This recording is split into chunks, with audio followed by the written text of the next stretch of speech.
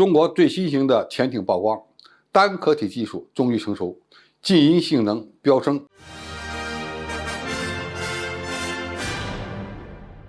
观众朋友、网友朋友，大家好，我是付天少。据美国战区专栏报道，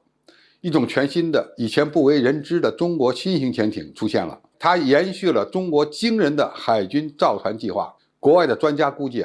这种新型潜艇长约50米，而039A 型潜艇的长度呢略高于76米，也就是说，这是一种体型相对比较小的常规潜艇。这艘潜艇的设计可能源自中国重工集团在泰国防务展上展出的 S100， 是中国目前公布的第一艘单壳体潜艇。S100 的水下排水量为1100吨，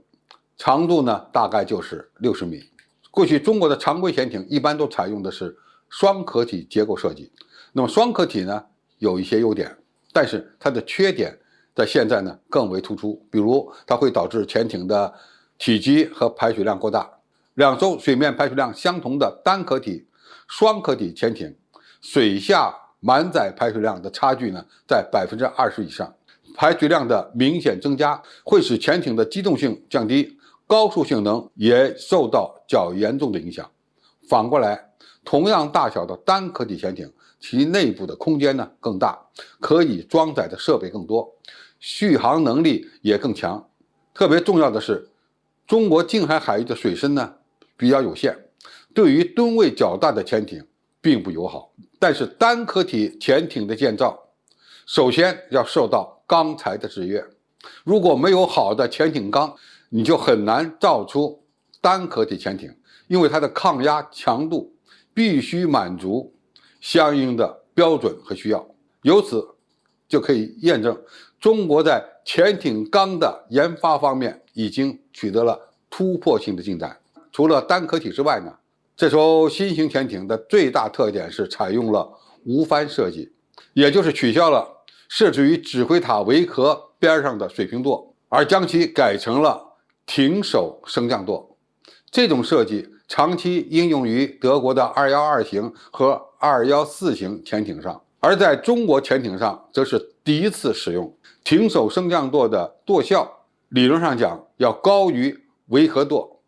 这同样呢也是一个进步。外媒称，目前外界对这艘中国的常规动力潜艇知之甚少，但是能够证实中国正在大力投资小型常规潜艇以及大型核动力潜艇的事实。目前这艘新型的国产潜艇其用途还不得而知，可能呢有这么几个情况：一呢，该艇就是一种专门的出口型号；二是呢，也意味着中国自用潜艇开始采用新的技术路线；第三，这艘潜艇也可能是一艘试验艇，专门试验一些新型技术。如果结合中国在潜艇的 AIP 技术和静音技术方面的进步，那么更大的可能是中国已经开始在自用潜艇上采用一系列的新技术了。比如单壳体潜艇的存在本身就证明了中国对静音技术的自信。中国在发展先进的核动力潜艇的同时，为什么还要继续开发先进的小型常规动力潜艇呢？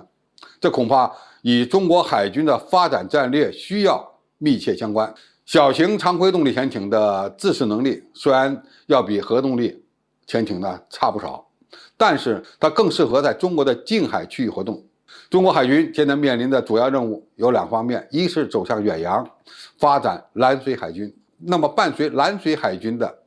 必然是核动力潜艇，因为核动力潜艇的续航能力远远超过常规动力潜艇，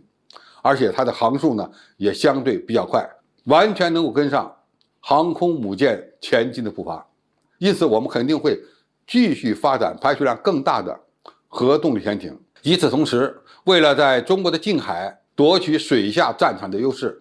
这就需要装备一些性能更加先进、体型更小的常规动力潜艇，以保卫我们的港口，特别是核潜艇基地以及航母基地。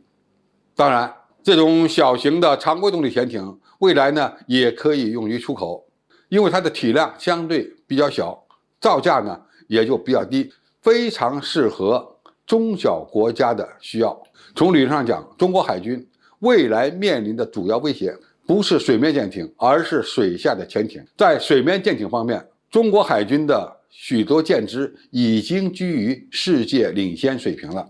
无论是防空还是反舰，都已经拥有相当先进的武器系统。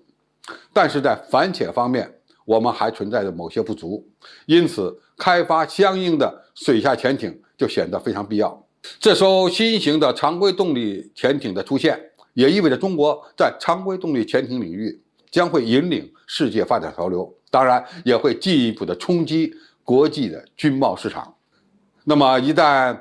在潜艇领域我们突破各种各样的技术障碍，那么引领世界潮流将会成为顺理成章的事情。好，今天的评述就到这里，谢谢大家收看，我们下期再见。